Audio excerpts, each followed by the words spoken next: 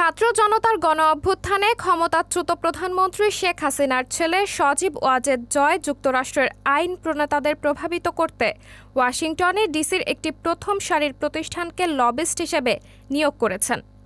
$2 লাখ বিনিময়ে ওই প্রতিষ্ঠানটির সঙ্গে তার 6 মাসের চুক্তি হয়েছে। এ খবর দিয়েছে অনলাইন নেত্র নিউজ। নেত্র নিউজের খবরে বলা হয়, লবিস্ট হিসেবে নিয়োজিত প্রতিষ্ঠানটির নাম স্ট্রিক গ্লোবাল ডিপ্লোমেসি। এর আগে এর নাম ছিল সোনো র্যান পলিসি গ্রুপ। 5 আগস্ট পদত্যাগ করে শেখ হাসিনা ভারতে পালিয়ে যাওয়ার পর এই উদ্যোগ নিয়েছেন জয়। বৃহস্পতিবার এক বেসরকারি টিভি চ্যানেলের খবরে বলা হয়েছে, চুক্তি অনুযায়ী আওয়ামী লীগের পক্ষে বাংলাদেশের সাম্প্রতিক পরিস্থিতি যুক্তরাষ্ট্রের নির্বাহী ও বিচার বিভাগের কাছে তুলে ধরবে স্ট্রিক গ্লোবাল। নেত্র নিউজ লিখেছে, তাদের হাতে যেসব ডকুমেন্ট আছে তারা তা যাচাই বাছাই করেছে। তাতে দেখা গেছে $2 লাখ বা বাংলাদেশি মুদ্রায় প্রায় 2.5 কোটি টাকার বিনিময়ে এই চুক্তি হয়েছে।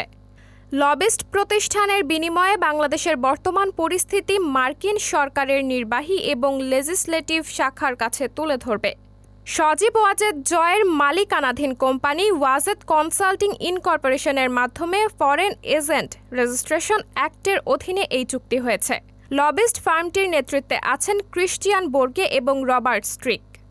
যুক্তরাষ্ট্রের সাবেক প্রেসিডেন্ট ডোনাল্ড ট্রাম্পের সঙ্গে এই প্রতিষ্ঠানটির ঘনিষ্ঠ সম্পর্ক রয়েছে। প্রতিষ্ঠানটির ওই 2 জন কর্তা ব্যক্তি 2016 সালে নির্বাচনী প্রচারণার সময় ট্রাম্পের উপদেষ্টা ছিলেন। যুক্তরাষ্ট্রের লবিস্ট নিয়মের ইতিহাস অনুসরণ করে এসটিসিকে ভাড়া করেছেন জয়। আওয়ামী লীগের পক্ষে লবিং করার জন্য 2005 সালে অ্যালকালডে অ্যান্ড ফে নামের একটি প্রতিষ্ঠানকে তিনি $7,20,000 পরিশোধ করেছেন। ওই সময়ে বাংলাদেশের রাজনৈতিক গতিবিধি নিয়ে উদ্বেগ প্রকাশ করেছিলেন রিপাবলিকান গ্যারি আকারম্যান। তিনি পরিস্থিতিকে জেনারেল পারভেজ মোশাররফের অধীনে পাকিস্তানের সঙ্গে তুলনা করেছিলেন। সতর্ক করেছিলেন যে মূলধারার দলগুলো দুর্বল হলে তাতে ইসলামপন্থী শক্তিধর হয়ে উঠতে পারে। সাবরিনা জলিল, সবার কথা।